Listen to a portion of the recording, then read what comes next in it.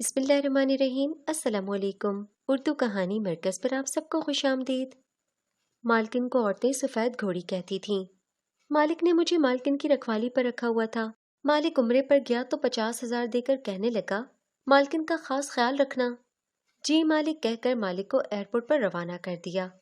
اگلی رات ہوئی تو مالکن نے مجھے بھی حیران کر دیا۔ اس رات میرے ہوش اڑ گئے۔ سفید گھوڑی نے میں نہیں جانتا کہ میں نے کب سے ہوش سنبھالا تھا، لیکن میں یہ جانتا تھا کہ جب سے میں نے بولنا شروع کیا تھا، جی مالک کا لفظ ہی اپنی زبان سے ادا کیا تھا۔ میں ایک جاگیردار کا وفادار ملازم تھا۔ میرے باپ نے بھی مالک کی خدمت میں عمر گزار دی تھی۔ میں یہ تو نہیں جانتا کہ کب سے، لیکن میں نے جب سے ہوش سنبھالا تھا، میں نے مالک کو ہی اپنے سامنے دیکھا تھا۔ میرا باپ مالک کے گھر کا مالی تھا۔ میری پیدائش کے چند ماہ بعد ہی میری والدہ چل بسی تھیں۔ والد نے دوسری شادی نہیں کی، اس لیے میں چند ماہ کی عمر میں ہی اپنے باپ کے ساتھ جاگیردار کے شہر والے بنگلے میں رہنے لگا۔ مالک رحم دل تھے اور دل کے روگی بھی تھے۔ جس سے محبت کی تھی وہ بے وفا نکلی تھی، اس لیے اس کی یاد میں جوانی میں شادی نہیں کی تھی۔ مجھ سے مالک کو شروع سے بہت محبت تھی۔ میں 15 سال کا ہوا تو میرے والد بھی بیمار رہنے لگے اور چند ماہ کی بیماری کے بعد ہی اللہ کو پیارے ہو گئے۔ اس دن مالک نے مجھے گلے لگا کر تسلی دی۔ کہنے لگے، فضلو، خود کو اکیلا کبھی نہ سمجھنا۔ اس کے بعد مالک میرا اور بھی زیادہ خیال رکھنے لگے، یہاں تک کہ مجھے تعلیم بھی دلوا رہے تھے۔ میں کیسے نہ ان کی غلامی کرتا۔ میرا بس چلتا تو میں اپنے ہاتھ ان کے قدموں میں بچھا دیتا۔ مالک مجھے فضلو کہہ کر پکارتے تو میں جہاں بھی ہوتا جی مالک کہتا ہوا، سر ہلاتا ہوا ان کے سامنے کسی بوتل کے جن کی طرح پہنچ جاتا۔ میں 20-22 سال کا تھا جب مالک نے اپنے کاروبار کا ہر راز مجھ سے کہہ دیا۔ وہ مجھ پر بے تحاشا بھروسہ کرتے تھے اور میرا دل ایسا تھا کہ بس جان نچھاور کر دوں اپنے مالک پر۔ کوئی ملازم مالک کے بارے میں کچھ بھی غلط بات کرتا تو میں اس سے دست و گریباں ہو جاتا۔ ہم غریبوں کے اندر بس ایک وفا تو ہوتی ہے۔ میری اور مالک کی محبت بھی ایسی ہی بے لوث محبت تھی، لیکن ایک دن وہ ہوا جس کا میں گمان بھی نہیں کر سکتا تھا۔ میرے مالک 50 سال کے تھے جب ایک بار گھر آئے تو ان کے ساتھ ایک جوان جہان 25 سالہ لڑکی تھی جو دلہن کے روپ میں تھی۔ اسے دیکھ کر تو میں ٹھٹک کر رہ گیا تھا۔ وہ بہت خوبصورت دوشیزہ تھی، میرے مالک سے آدھی عمر کی تھی۔ میں نے پوچھا، مالک یہ کون ہے؟ کہنے لگے، تمہاری مالکن۔ یہ سن کر مجھے جھٹکا سا لگا، کیونکہ ساری جوانی تو میرے مالک نے ایک بے وفا کے نام کر دی تھی، پھر اس عمر میں ایک کم عمر لڑکی سے شادی۔ بہرحال وہ میری مالکن تھی، اس لیے میں نے جھک کر سلام کیا تھا، لیکن اس لڑکی کی آنکھیں متورم تھیں جیسے بہت روئی ہو۔ نہ جانے کیوں مگر مجھے یوں محسوس ہوا جیسے یہ شادی دلی رضامندی سے نہ ہوئی ہو۔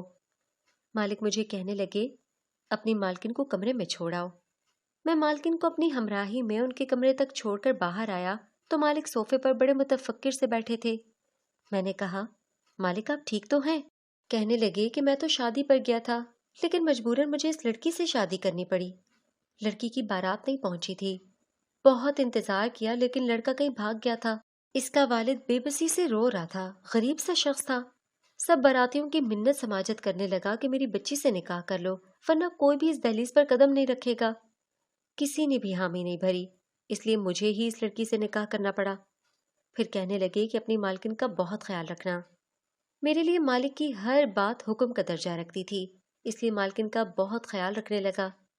شروع میں مالکن بالکل خاموش اور اداس بیٹھی رہتی تھیں، مگر آہستہ آہستہ مالکن نے اپنے گھر میں دل لگا لیا۔ وہ مالک کا بھی بہت خیال رکھتی تھیں، مجھ سے پوچھتی رہتی تھیں کہ مالک کو کھانے میں کیا پسند ہے وغیرہ وغیرہ۔ میں بھی ان سے مالک کی ہر پسند ناپسند کا ذکر کرتا رہتا۔ جو بات میں نے محسوس کی تھی وہ یہ تھی کہ مالک پہلے سے بہت خوش نظر آنے لگے تھے، اور یہ بات میرے لیے بہت خوشی کا باعث بن گئی تھی، کیونکہ میں نے انہیں اکثر اداس اور روتے ہوئے دیکھا تھا، لیکن اب تو ایک مسکراہٹ تھی جو ان کے چہرے پر ہر وقت سجی رہتی تھی۔ لیکن مالکن کو میں نے تنہائی میں روتے دیکھا تھا۔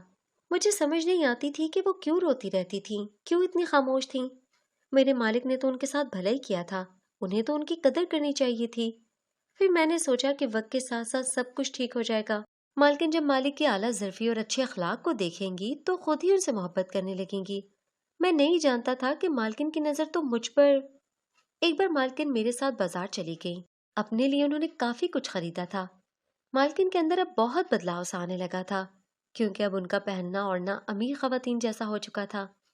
پہلے پہل مالکن مالک کی پسند کو بہت اہمیت دیتی تھیں، लेकिन अब मैं देख रहा था कि वो उनसे कतराई कतराई रहती थीं। लाउंज में अगर मालिक बैठे टीवी देख रहे होते तो उनके पास बैठने के बजाय अपने कमरे में चली जाती। मेरे मालिक हर साल उम्रा करने जरूर जाते थे। इस बार भी उम्रा करने गए तो मुझसे कहने लगे कि अपनी मालकिन का ख्याल रखना।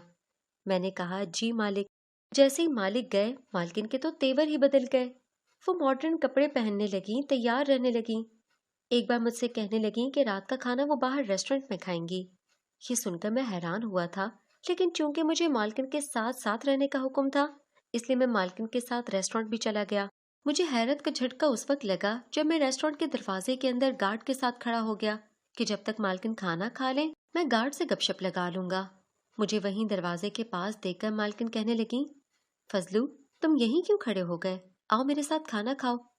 ये सुनकर मैं हैरान रह गया। मैंने कहा, नहीं बीबी जी, मुझे घर के खाने की आदत है। मेरे होश उस वक्त उड़े जब बड़ी बेतकल्लुफी से मालकिन ने मेरा हाथ पकड़ा।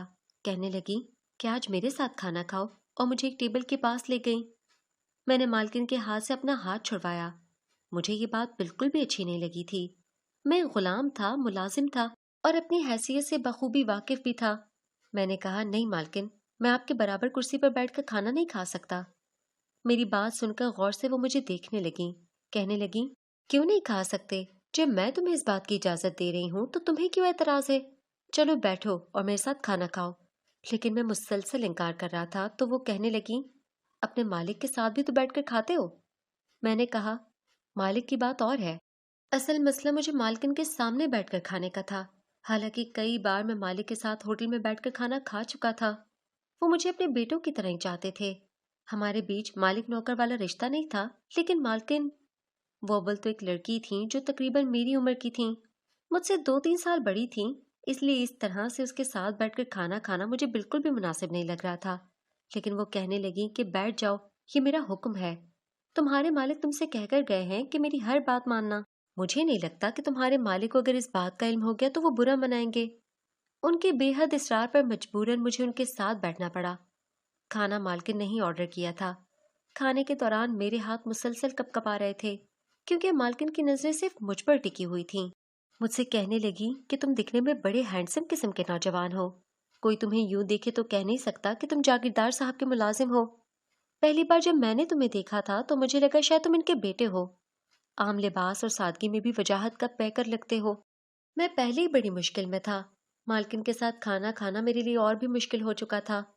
उनकी बातें कुछ ऐसी थीं कि मेरे हलक में नवाला फंस गया था। उसे मैंने पानी पी के निकला था। मैं जानता था कि मैं खूबसूरत हूँ, लेकिन अपनी हैसियत को कभी भी नहीं भूला था। आज तक मैंने कभी किसी लड़की के मुंह से अपनी तारीफ नहीं सुनी थी, क्योंकि मेरा पाला अब तक सिर्फ मर्दों से ही पड़ा था। मालिक के घर में अगर कोई मुलाजमा भी होती तो मेरी कभी उससे बातचीत नहीं हुई थी। मैं हर वक्त मालिक के साथ साय की तरह रहता था। और दूसरी बात, मेरी खवातीन में कोई खास दिलचस्पी भी न थी। मेरी जिंदगी में ये पहला इत्तेफाक था कि मैं किसी लड़की के सामने बैठा खाना खा रहा था, और उसके मुंह से अपनी तारीफ सुनकर मुझे उस वक्त इतना बुरा लग रहा था कि जी चाहा खाना छोड़ूं और वहां से बाहर निकल जाऊं।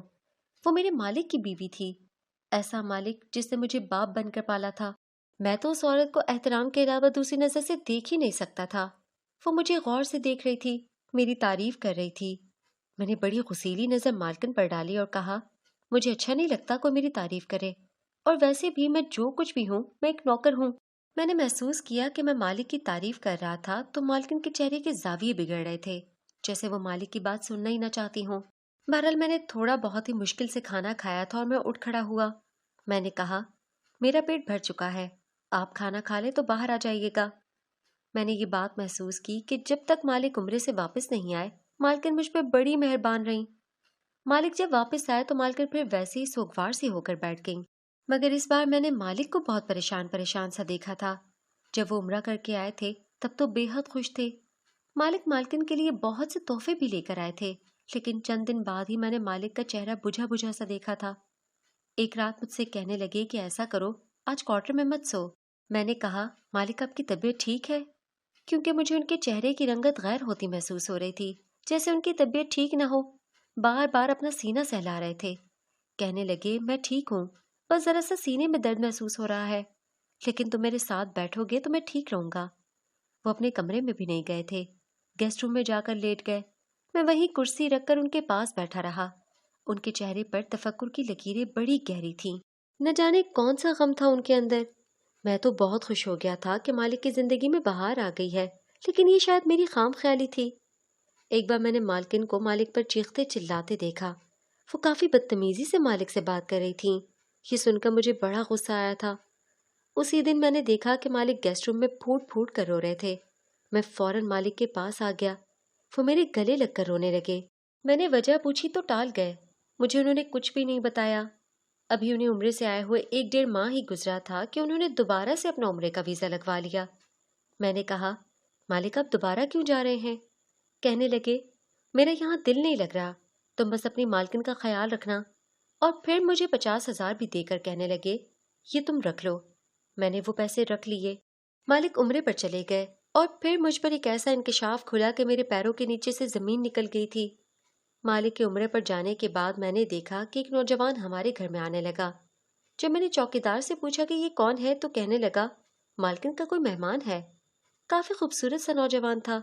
بڑی بے تکلفی سے وہ گھر میں داخل ہوا اور لاؤنج پہ چلا گیا۔ مجھے خاص تاکید کی گئی تھی کہ مالکن کا خیال رکھوں، اس لیے میں بلا تامل لاؤنج پہ چلا گیا۔ وہ دونوں بڑے بے تکلفانہ انداز سے صوفے پر بیٹھے ہنس کر باتیں کر رہے تھے۔ جب میں لاؤنج میں گیا تو مالکن مجھے دیکھ کر چہرے پر تیوری چڑھا کر بولی، تمہارا یہاں کیا کام ہے؟ جاؤ باہر جا کر کھڑے ہو جاؤ۔ میں نے کہا، اس لڑکے کو باہر نکالیں۔ یہ ہوتا کون ہے میرے مالک کی جگہ پر بیٹھنے والا؟ اور آپ کو شرم نہیں آتی؟ اپنے شوہر کی غیر موجودگی میں کسی غیر لڑکی کے اتنے قریب بیٹھے ہوئے۔ اس لڑکی کو کسی بات کا لحاظ کہاں تھا جس سے اپنے شوہر کی عزت کبھی پاس نہ تھا۔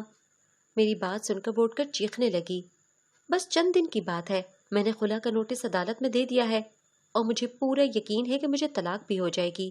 میں کیوں اپنی زندگی اس بڈھی کی خاطر برباد کر دوں؟ ویسے بھی میں اس سے بہت ساری جائیداد اپنے نام لگوا چکی ہوں۔ میرا مقصد پورا ہو چکا ہے۔ میں تو اپنی مالکن کی باتیں سن کر ششدر سے رہ گیا تھا۔ اب مجھے مالک کے رونے کی وجہ سمجھ آ گئی تھی۔ ان کی قسمت میں 2 ہی عورتیں تھیں، لیکن بدقسمتی سے دونوں ہی بے وفا نکلی تھیں۔ اس وقت مجھے اتنا طیش اور غصہ آیا کہ میں نے اس نوجوان لڑکے کو گریبان سے پکڑا اور گھسیٹتا ہوا باہر لے گیا۔ مالکن میرے پیچھے بھاگیں، کہنے لگی کہ تم ہوتے کون ہو میرے مہمان کے ساتھ ایسا رویہ اختیار کرنے والے؟ لیکن میں نے اس کی کوئی بات نہ سنی جس کی نظر میں میرے مالک کی کوئی عزت اور اہمیت نہ تھی۔ اس کے نکاح میں رہتے ہوئے وہ یہ سب کچھ کر رہی تھی، میں بھلا اس کا لحاظ کیوں کرتا؟ میں نے کہا، یہ شخص اس قابل نہیں ہے کہ میں اسے اپنے مالک کے گھر میں رہنے دوں۔ یہ میرے ہی مالک کا گھر برباد کرنے آیا ہے اور آپ مجھ سے شرافت کی امید رکھتی ہیں؟ معاف کیجیے گا محترمہ، میں نمک حرام نہیں ہوں کہ جس کی کھاؤں اسی کے ساتھ بے وفائی کروں۔ میری بات سن کر مالکن کی رنگت اڑ گئی، پر میں نے اس لڑکے کو مار مار کر گھر سے باہر نکال دیا۔ کچھ دن بعد مالکن کو بھی خلا ہو چکی تھی اور وہ بھی گھر سے چلی گئی۔ میرے دل سے رات بھر اس عورت کے لیے بددعائیں نکلتی رہیں جس نے میرے مالک کی زندگی برباد کر دی تھی۔ مالک کا فون آیا تو مجھ سے پوچھ رہے تھے کہ کیا وہ چلی گئی؟ میں نے کہا، جی چلی گئی۔ پھر میں نے کہا، مالک آپ واپس آ جائیں۔ کہنے لگے، نہیں، میرا دل نہیں ہے، واپس نہیں آ سکتا۔ اللہ کے گھر میں مجھے بہت سکون ہے۔ میں نہیں جانتا تھا کہ مکافات عمل اتنا جلدی بھی سامنے آ سکتا ہے۔ اگلے ہی روز روتے دھوتے مالکن گھر واپس آ گئی تھیں، بے تحاشا روئے جا رہی تھیں۔ میں نے کہا، واپس کیوں آئی ہیں؟ جائیں یہاں سے، آپ کو خلا چاہیے تھی، وہ مل گئی۔ جو جائیداد آپ نے مالک سے ہتھیانی تھی وہ بھی ہتھیا لی۔ میری بات سن کر وہ پھوٹ پھوٹ کر رونے لگیں، کہنے لگیں، اس شخص نے میرے ساتھ دھوکہ کیا ہے۔ اس نے مجھ سے نکاح کیا اور صبح ہوتے ہی زبردستی مجھ سے جائیداد کے پیپر سائن کروا کے سب کچھ اپنے نام کروا لیا، اور کہنے لگا جو اپنے شوہر کی نہ ہو سکی وہ میرے ساتھ کیا وفا نبھائے گی۔ کہنے لگی، میں بالکل بے سہارا ہو گئی ہوں، میں کہاں جاؤں؟ اپنے مالک سے کہو کہ مجھے ایک کمرے میں رہنے کی اجازت دے دیں، بس کبھی ان کے سامنے نہیں آؤں گی، لیکن مجھے اکیلی کو تو یہ دنیا نوچ کھائے گی۔ میں نے کہا، آپ کو یہ بات پہلے سوچنی چاہیے تھی۔ بہرحال میں نے مالک کو ساری بات بتا دی۔ انہوں نے کہا کہ اسے کہو کہ میرے گھر پر رہ سکتی ہے کیونکہ میں اب کبھی بھی واپس نہیں آؤں گا۔ جب تک میری زندگی ہے میں اللہ کے گھر پر ہی گزارنا چاہتا ہوں۔ میرے مالک نے اپنی ساری جائیداد میرے نام کر دی تھی۔ کہنے لگے، یہ تمہاری وفا کے نام ہے جو تم نے آج تک میرے ساتھ نبھائی ہے، بس تم اپنی مالکن کو گھر سے کبھی مت نکالنا، اسے کمرہ دے دینا، ویسے ہی عزت کرنا جیسے کہ تم پہلے کرتے تھے۔ اس بار بھی میں نے مالک کی بات کو نہیں ٹالا۔ میں نے کہا